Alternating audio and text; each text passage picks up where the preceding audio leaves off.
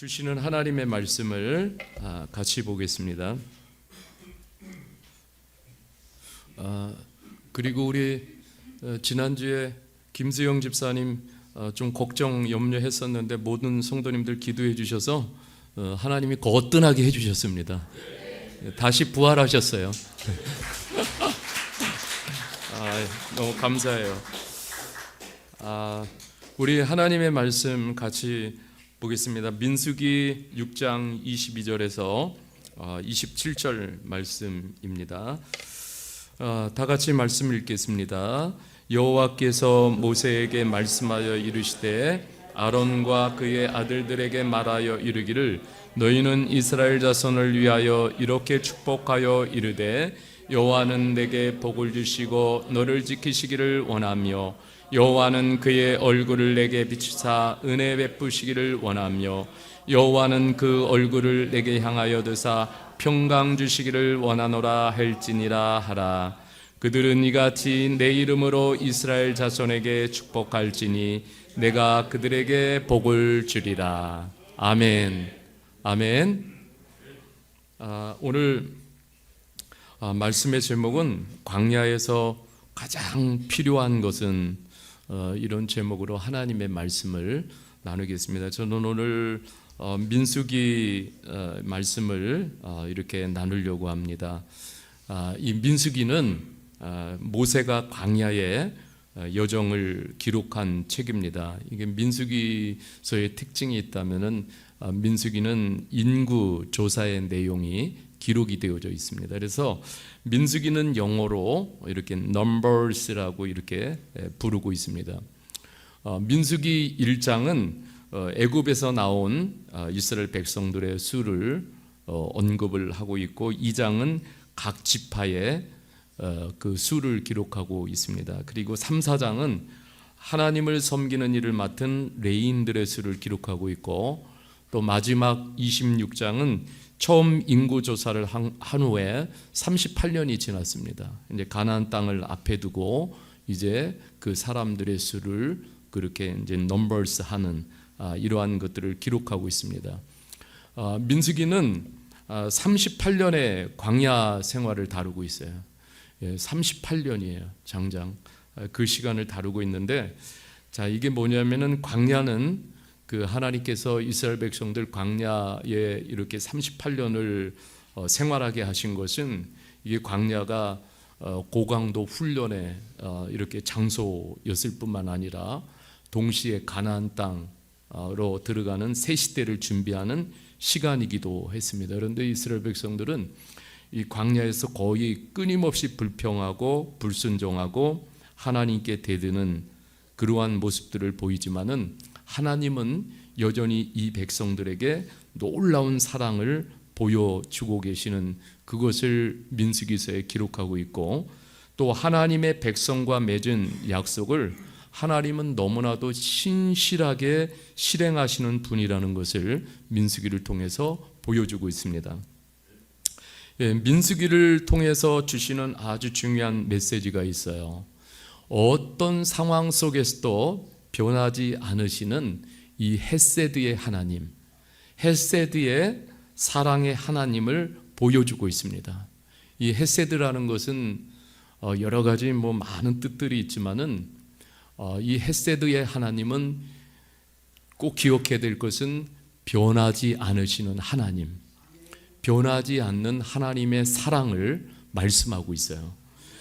이스라엘 백성들은 우리가 아는 대로 400년 동안 이집트에서 파라오의 그 혹독한 통치를 받으면서 살았습니다. 400년 동안 자유가 없었어요. 한번 생각을 해보십시오. 자유 없는 삶 얼마나 힘이 들어요. 요즘도 우리 미얀마 지금 이렇게 쿠데타가 일어나고 나서 지금 벌써 이제 5년째 돼가는데 자유 없어요. 정말 자유가 없는 그 우리 미얀마 나라를 생각할 때 얼마나 마음이 아픈지 몰라요. 인간에게 주어진 고통 중에 최고의 고통이 뭐냐면 자유가 없는 거예요. 여러분, 그런데 하나님의 한없는 은혜로 이 고통의 굴레에서 자유를 선물해 주신 거예요. 그럼에도 불구하고 이스라엘 백성들은 끊임없이 불평하고 불순종해서 결국은 하나님의 약속의 땅에 들어가지 못했습니다. 새 시대로 나가지 못한 거예요. 그래서 우리 여러분 신앙의 태도가 어찌해야 되는지 또 민수기를 통해서 잘 알려주고 있습니다. 하나님을 벗어나가지고 살면은 살만한 것 같아도 하나님을 벗어나면은 하나님의 백성들에게 돌아오는 것은 징계밖에는 없습니다. 여러분 우리는 이 민수기를 통해서 순종과 불순종의 길이 무엇인지 그것을 하나님은 극명하게 보여주고 계십니다. 그래서 민수기서 1장 1절을 보면은 시작이 광야에서예요. 히브리어로는 베미드바르 이렇게 표현하고 있어요. 베미드바르 광야에서. 그러니까 출애굽을 지난 이스라엘 백성들이 시내 광야에서 2년여 동안 지내면서 애굽에 동화된 것들, 애굽에서 살면서 애굽의 모든 문화와 애굽의 종교와 또 애굽의 우상들, 애굽의 습관들 이러한 것들이 다 몸에 배어 있잖아요. 참 이러한 것들 하나님이 보실 때 이게 하나님 기뻐하지 않는 모습들이에요. 그런데 참 이게 한순간에 벗어지고 이것이 끊어지는 것이 아니에요. 사람이 한번 몸에 밴 습관은 버려지기가 너무 힘들어요. 이거 끊어내기가 얼마나 힘든지 모릅니다. 그래서 하나님께서 광야를 통해서 이러한 끊어내기, 잘라내기 이러한 것들을 행하시는 거예요. 원래 거룩이라는 그 뜻의 깊은 속뜻은 뭐냐면 잘라내다 그런 뜻이 있어요. 하나님이 기뻐하지 않는 것, 좋아하지 않는 것을 잘라내는 것이 바로 거룩입니다. 여러분 이제 더 이상 이 이스라엘 백성들은 애굽의 사람들이 아니잖아요. 이제는 하나님의 백성들이 되어졌습니다. 이 신의 광야에서 영적으로 거듭나는 시간을 확보한 것입니다. 이렇게 이 신의 광야를 통해서 하나님이 이스라엘 백성들에게 주시고자 하는 중요한 메시지가 있어요. 이제는 너희가 육으로만 사는 존재가 아니다. 이제는 너희는 영으로 사는 영적 존재가 되었다라는 것을 가르쳐 주시는데 이거 쉽게 알아듣지 못해요. 그러니까 영적으로 사람이 영적으로 체질화되는 것이요. 참 이게 쉽지 않습니다. 이것을 익히는 것이 참 오래 걸려요. 또 하나는 이스라엘은요 이제는 누구와 동행해야 되냐면 하나님과 함께 동행을 해야 돼요. 그러니까 그거 연습을 해야 됩니다. 애굽에서 애굽의 문화와 정신에 스텝이 맞춰져 있었어요. 그런데 이제 광야에서 하나님께서 스텝을 수정해야 된다 가르쳐 주시는 거예요. 하나님과 걷는 훈련을 해야 됩니다. 왜냐하면 스텝을 바꿔야 되는 중요한 이유가 있어요. 왜 그러냐면 하나님의 인도함을 받아야 되기 때문에.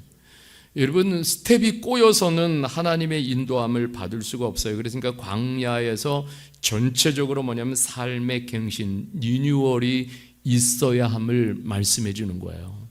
여러분 이것이 없이는 하나님의 인도함을 받을 수가 없어요. 여러분 리뉴얼, 삶의 갱신이 정말 있어야 하나님과 걸을 수가 있고 하나님의 인도함을 정말 받을 수 있기 때문에 그렇습니다. 이제 시내산을 떠나가지고 또다시 광야로 떠나야 하는 그런 시점에 이스라엘에게 하나님께서 중요한 명령을 내려주고 계셔요.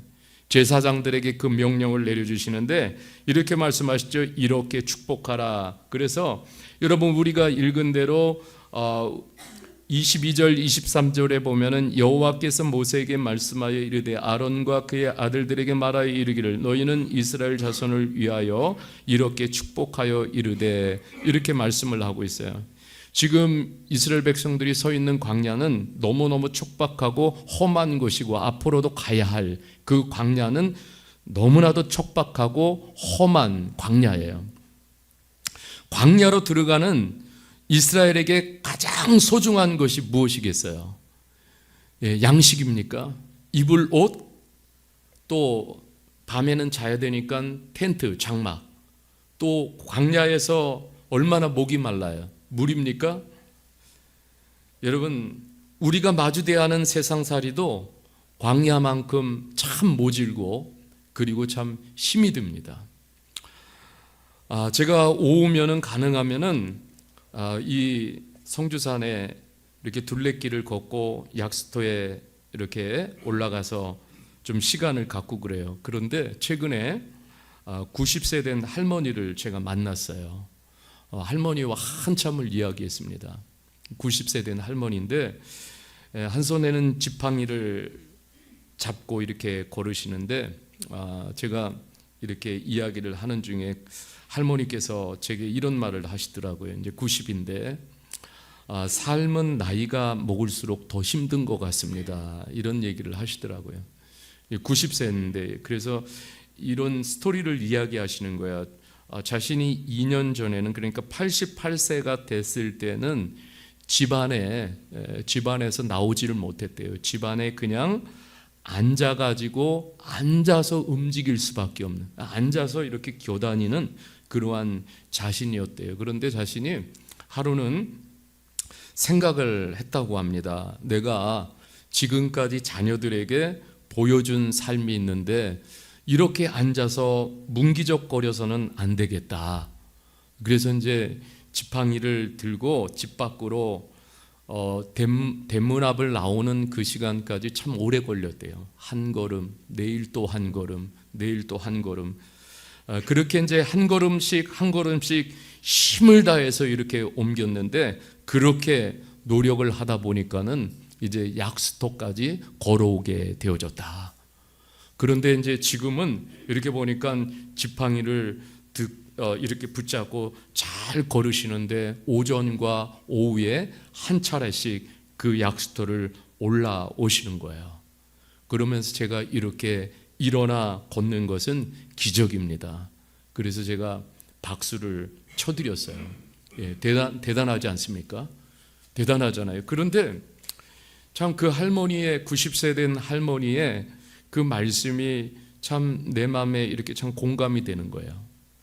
삶은 나이가 먹을수록 참 힘들다는 그 말이 참 공감이 됐어요. 할머니뿐만 아니라 우리 모두에게 삶은 쉽지 않습니다. 여기 있는 우리 미얀마 형제자매들도 젊지만은 한국에서의 삶이 참 쉽지 않아요. 대부분 그래요. 한국에서 미얀마에서 많은 드라마들을 볼 때는 한국에 가면은 참 모든 것들을 다 얻을 것과 같은 그 드라마가 그런 역할을 해요. 그런데 한국에서 마주대야 하는 현실은 정말 어려운 거예요. 너무너무 힘든 거예요. 어쩌면 미얀마에서 살 때보다도 더 힘든지 모르겠습니다. 여러분, 살면서 무엇이 소중합니까? 저도 어느새 제 나이 60줄이 되어졌어요. 제가 어렸을 적부터 하나님을 믿으면서 살아왔습니다. 지금도 제게 소중한 것이 무엇이겠습니까? 잘 먹는 거, 잘 되는 거, 잘 자는 거, 이런 거 중요합니다. 그런데 제가 가만히 생각해 봤어요. 지금 저에게 소중한 것 한 가지를 딱 꼽으라면 그것은 바로 하나님입니다. 나이를 먹여가면서 이제 60줄에 들어서니까는 제 몸도 마음도 이제 안 되는 거예요. 마음대로. 이게 어쩔 수 없는 이제 인생이에요. 내가 나를 도저히 이끌고 갈 수가 없다라는 것을 매 순간마다 느끼게 됩니다. 그래서 더 하나님을 부르고 하나님을 의지하고 순간마다 하나님 인도해 주세요. 이 기도가 짧은 기도지만은 제 중심에 늘 고백되고 있어요. 하나님, 나 좀 이끌어 주세요. 하나님, 저 좀 인도해 주세요. 그렇게 하나님 앞에 요청을 드릴 수밖에 없어요. 광야와 같은 인생길 도무지 혼자 걸을 수 없습니다. 때로는 너무 지치고 때로는 너무 외롭고 힘겨워요. 광야길을 떠나는 이스라엘에게도 무엇이 가장 소중하겠습니까? 그것은 다름 아닌 하나님과 길을 가는 거예요. 앞으로 지금 2년여 동안 지금 시내산 광야에서 머물고 있지만 앞으로 가야 할 그 광야길을 어떻게 가야 되겠어요? 이미 민수기를 통해서 우리들에게 하나님은 말씀의 인사이트를 주고 계셔요. 그 인생에 남은 광야길을 어떻게 가야 할까요? 여러분들은 혹시 인생길을 걸어갈 때 누구와 함께 길을 걸을 때 힘이 납니까? 분명 힘이 되는 사람이 있어요. 그런데 우리가 기억해야 될 것은 계속해서 그 사람이 힘이 되어주지는 못한다라는 거예요. 왜 그러냐 하면은 그 사람도 지칠 때가 있기 때문에 그래요. 사람은 어느 순간에 가면은 다 지칠 때가 있어요. 그래서 사람은 힘이 될 것 같지만은 또 힘이 되지 못해요. 그래서 여러분, 사람은 다 지쳐요.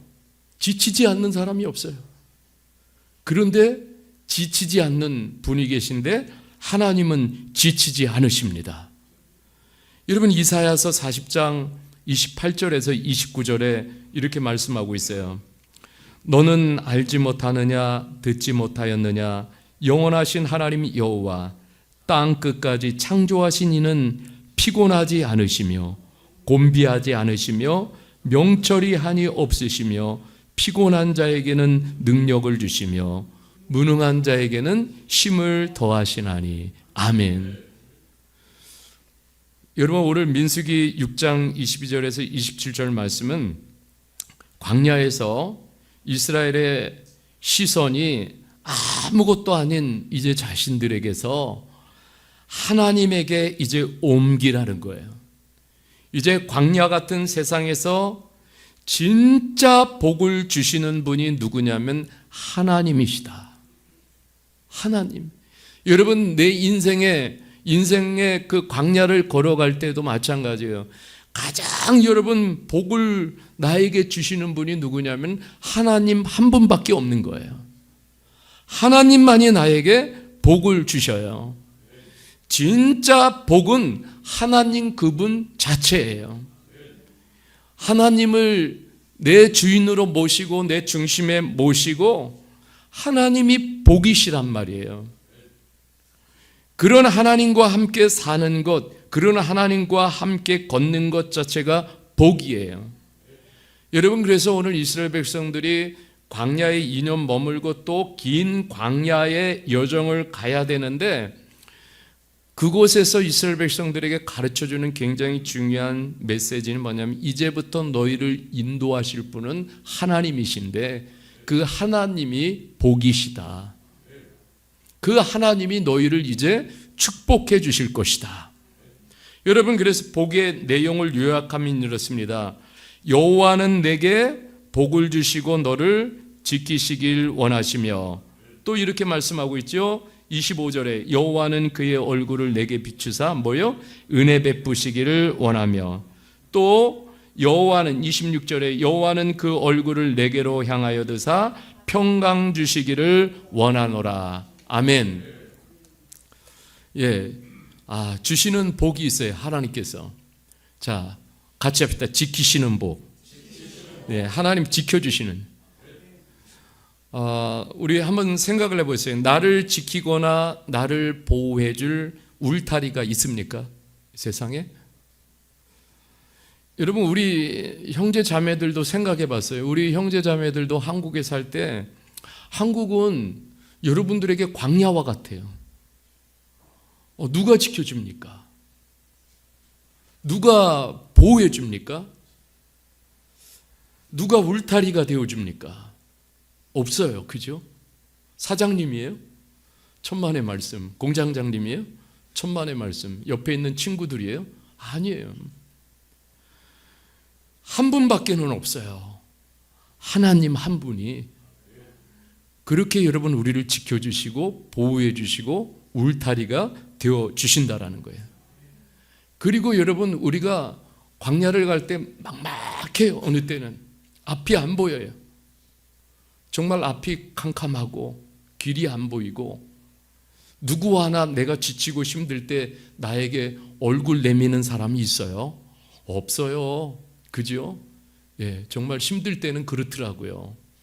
그런데 여러분, 하나님이 내가 지치고 힘든 그 광야의 길을 갈 때 하나님이 얼굴을 보여주신다라는 거예요.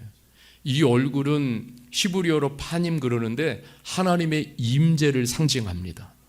아무도 없는 것 같아요. 광야를 가는데 나 혼자예요. 덜렁, 그죠? 그럴 때가 얼마나 많아요.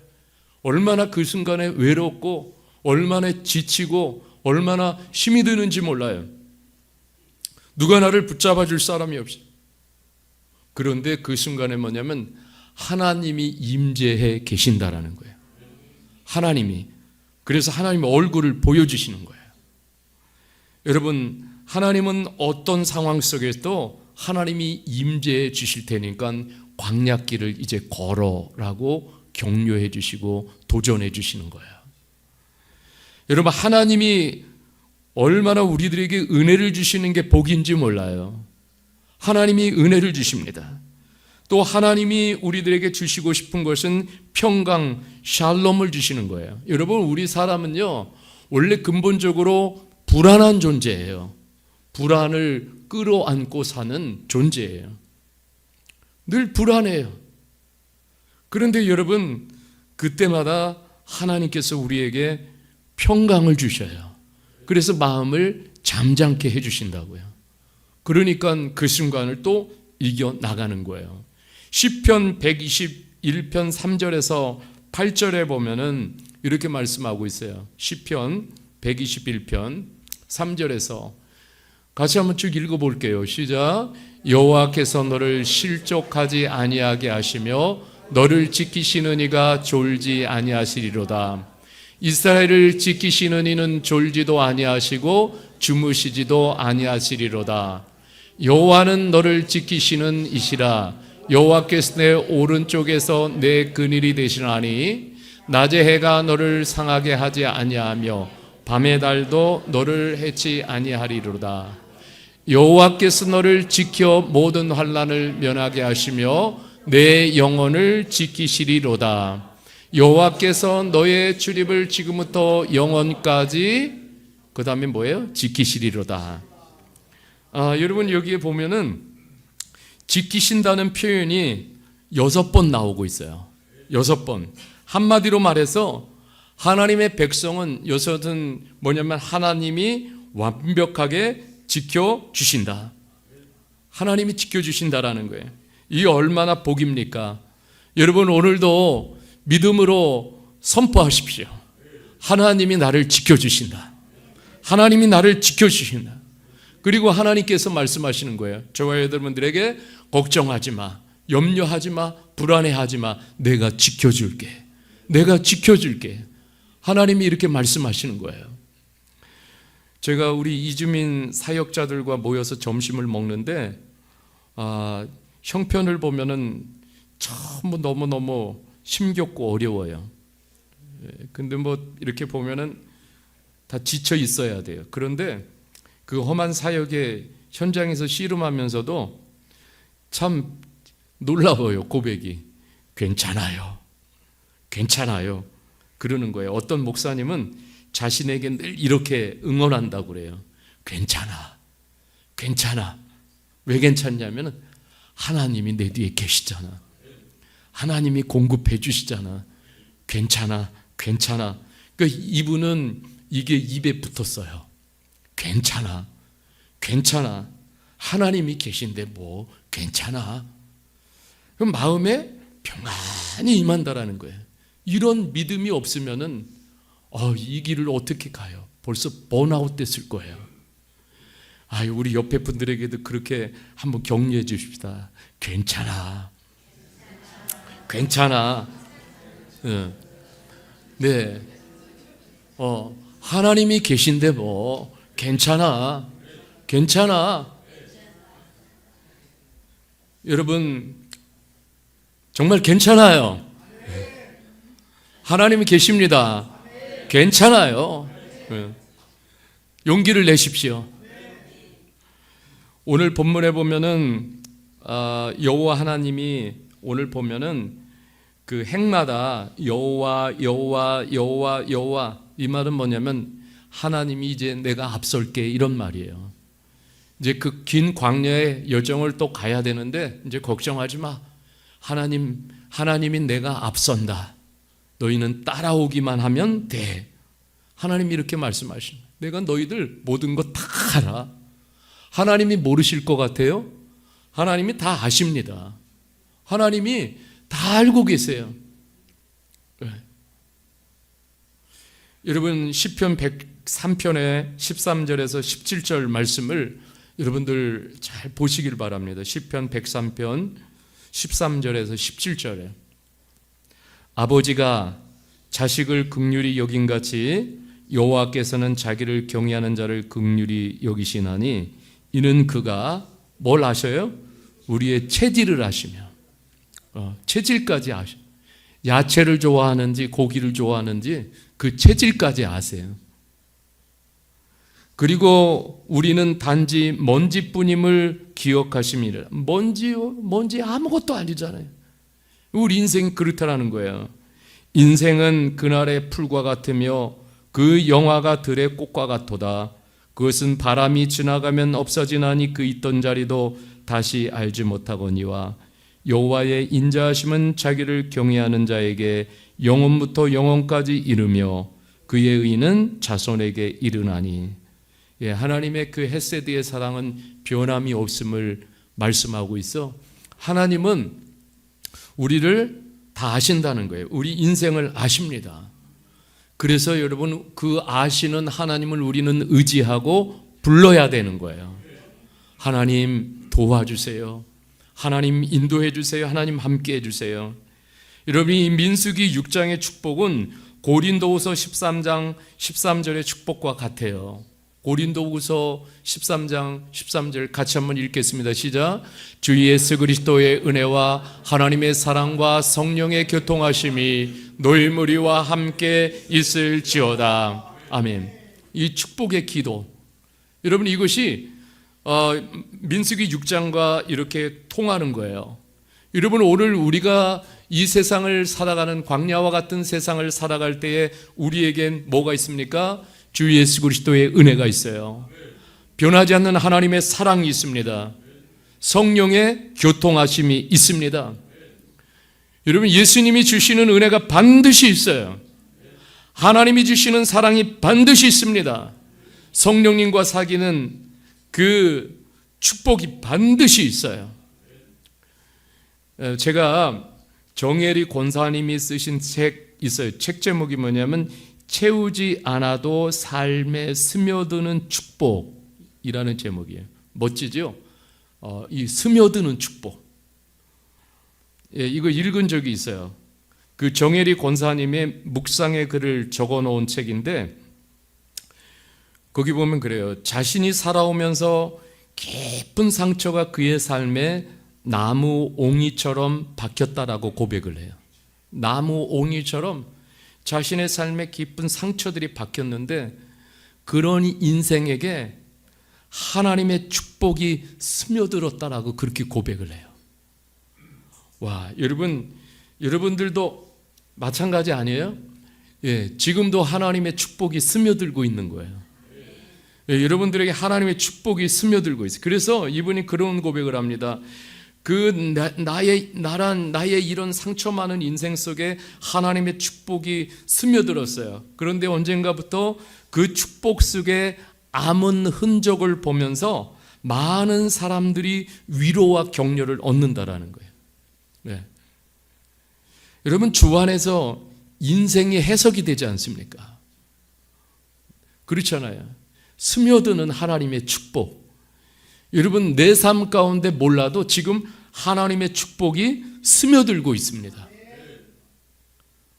여러분 믿을 수 있기를 바랍니다. 바울 사도는 고린도 성도들에게 이런 고백을 나누고 있어요. 고린도후서 4장 7절에서 10절 말씀인데요. 이렇게 말씀하고 있죠. 같이 한번 읽어보겠습니다. 시작. 우리가 이 보배를 질그릇에 가졌으니 이는 심히 큰 능력은 하나님께 있고 우리에게 있지 아니함을 알게 하려 함이라. 우리가 사방으로 우겨싸임을 당하여도 쌓이지 아니하며 답답한 일을 당하여도 낙심하지 아니하며 박해를 받아도 버림받지 아니하며 거꾸로뜨림을 당하여도 망하지 아니하고 우리가 항상 예수의 죽음을 몰매 짊어짐은 예수의 생명이 또한 우리의 몸에 나타나게 하려 함이라. 아멘. 여기 말씀해 보면은 인생은 질그릇이라는 거예요. 질그릇이 뭡니까? 흙으로 만든 그릇. 네, 흙으로 만든 그릇 갖고 계세요? 질그릇. 예, 그런데 이게 뭐냐면 질그릇은 너무 잘 깨지고 힘이 없으니까 잘 깨지고 약하고 쉽게 지치고 힘이 없어요. 여러분, 질그릇과 같은 내 힘을 가지고 우리에게 주어진 광야와 같은 이 인생의 길을 내 질그릇과 같은 힘을 가지고 완주할 수 있겠어요? 네, 완주할 수 있겠어요? 네, 이건 도저히 불가능해요. 물론 사람들이 길을 쓰면서 그러면서 그냥 깨진 질그릇을 가지고 끝끝내 그렇게 또 깨지고 하면서, 그렇지만은 여러분, 우리에게 놀라운 비밀을 가르쳐주고 계시는데 그 질그릇에 하나님의 능력이 담겨 있다라는 거예요. 그래, 내 질그릇과 같은 존재지만 내 질그릇을 보면은 나는 아무런 힘이 없어요. 그런데 내 질그릇 속에 누가 담겨 있어요? 하나님의 능력이 담겨 있어요. 하나님의 능력을 의지할 수 있기를 바랍니다. 그것도 아니라 하나님의 생명이 담겨 있어요. 여러분, 뭐가 더 필요합니까? 뭐가 더 필요해요? 여러분, 힘이 큰 능력을 놓치지 않기를 바랍니다. 그리고 힘이 큰 능력을 의심하지 마시기를 바랍니다. 여러분, 그렇습니다. 다시 이 능력을 붙잡을 수 있기를 바랍니다. 그래서 우리는 매일 하나님 붙잡아야 돼요. 하나님 의지해야 돼요. 우리는 힘이 없습니다. 여러분, 보면은 하나님이 우리들에게 이렇게 오시는데 하나님이 항상 좋게만 오시는 게 아니에요. 제가 이렇게 살아보니까는 하나님이 더 우리들에게 다가오시는데 아주 좋은 가리소굿으로 이렇게 다가오시는 적이 많을까요? 아니면은 그냥 시련과 고통으로 다가오실 때가 많을까요? 그런데 하나님은요, 시련과 고통으로 다가오실 때가 너무나 많아요. 예. 이게 더 많은 것 같아요. 제가 이렇게 살아오면서 또 목회하면서 보니까는. 그런데 이게요, 시련과 이렇게 보면 고통으로 고난으로 이렇게 막 다가오시는 그 하나님은 놀라운 게 있어요. 그 속에서 나의 삶이 무르익게 만드셔요. 예. 그냥 좋게만 다가오시는 하나님, 가리소굿, 할렐루야, 그리고 땡이에요. 네. 그런데 이렇게 정말 고난으로 다가오시는 하나님, 눈물과 아픔으로 다가오시는 하나님, 이 하나님을 이렇게 만나다 보면은, 그러면은 내 내면이, 내 삶이 더 이렇게 무르익어 가는 거예요. 이렇게 성숙시켜 주시는 거예요. 이게 어떻게 보면은 더 이렇게 축복이 되는 거예요. 네. 제가 지난주에 김기성 목사님의 저서 고백의 언어들이라는 책을 붙잡고 읽었어요. 거의 한 400페이지 되는 책인데, 지금 거기서 참 요셉, 난강 이승훈 선생님 썬다싱 이야기가 굉장히 울림을 주었어요. 그럼 보면은 요셉을 이렇게 말하면서 운명이 요셉을 세차게 걷어차도 요셉은 낙심하지 않았다는 것입니다. 왜냐하면은 고난을 통해 내면이 단단해졌기 때문이라고 이렇게 말씀하고 있어요. 여러분, 남강 이승훈 선생님이 감옥에서 3년을 보냈습니다. 온갖 악형을 당해도 흔들리지 않았다고 그래요. 왜냐하면 그 고초의 시간 속에서 구약을 20번을 읽고 그리고 신약을 100번을 읽었다고 합니다. 그러면서 밤중에 일어나 무릎을 꿇고 하나님께 기도를 드렸다고 해요. 그렇게 신구약 성경을 읽으면서 가슴에 파고든 메시지가 한 문장이 있었다고 그래요. 그게 뭐냐면은 하나님은 참으로 의로우시도다. 하나님은 참으로 의로우시도다. 그러니까 이 하나님을 붙잡고 그 감옥의 삶을 이겨내신 거예요. 감옥에서 나온 후에 이승훈 선생님은 이렇게 말씀하셨다고 해요. 감옥은 참 이상한 곳이네요. 왜냐하면 강철같이 굳어나오는 사람이 있고 겨릅대같이, 겨릅대라는 것은 이 3대 나무 이렇게를 말하는 건데, 겨릅대같이 흩어져 나오는 사람이 있으니 말이야. 그러니까 어떤 사람은 감옥에서 더 강철같이 단단해지는 사람이 있고, 어떤 사람은 그 감옥과 같은 그 환경 속에서 더 그냥 아주 흐트러지는 이러한 삶의 모양이 있다라는 거예요. 여러분, 또 인도의 성자 선다싱은 히말라야 산맥을 그렇게 넘으면서 복음을 전했습니다. 어느 날 사람들이 물었습니다. 당신은 어떻게 그 높은 산맥을 넘어 다니십니까? 그러면서 복음을 전하십니까? 그 산맥을 어떻게 넘어 다니십니까? 그렇게 많이. 근데 선다싱이 이렇게 말했어요. 정신의 크기를 히말라야 산맥보다 크게 만들면 저 산맥은 아무것도 아닙니다. 그러니까 여러분, 오늘날도 우리들에게 히말라야 산맥과 같은 고난과 문제가 우리 앞에 이렇게 놓여 있을지라도, 여러분, 우리의 영적인 크기를 키워가고 그 안에서 정신의 크기를 키워가면은 여러분, 그 산맥도 우리는 넘을 수가 있는 거예요.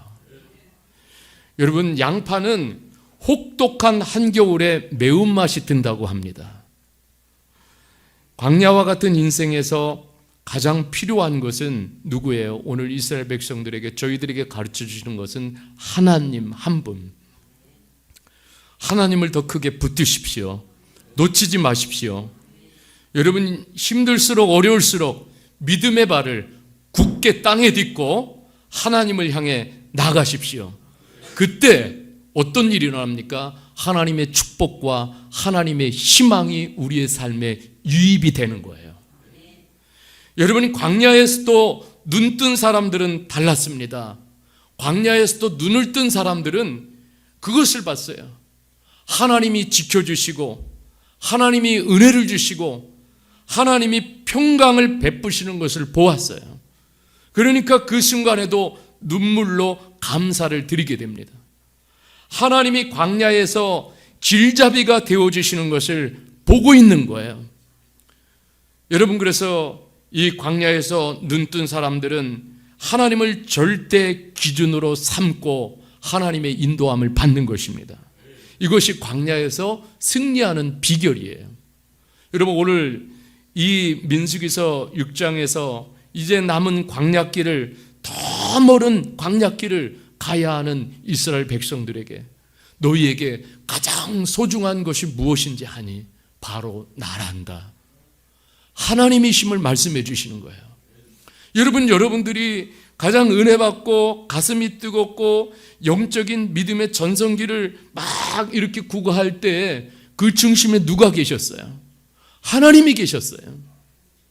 하나님이 우리를 그렇게 감격하게 하시고 때로는 경탄하게 하시고, 여러분이 이 하나님을 다시 붙잡을 수 있기를 주님의 이름으로 축복합니다. 우리 하나님을 다시 담으십시오. 하나님만이 우리 인생을 축복해 주시는 유일하신 하나님이심을 여러분 놓치지 않기를 바랍니다. 그리고 하나님께 고백하십시오. 하나님이 말씀하셨어요. 복을 주리라. 여러분들에게 복을 주셔서 이 광야길을 반드시 승리하게 하실 줄 믿습니다. 이 하나님을 믿고 우리 다 같이 믿음으로 이 광야를 행진하는 저와 여러분 되시길 주님의 이름으로 축복합니다.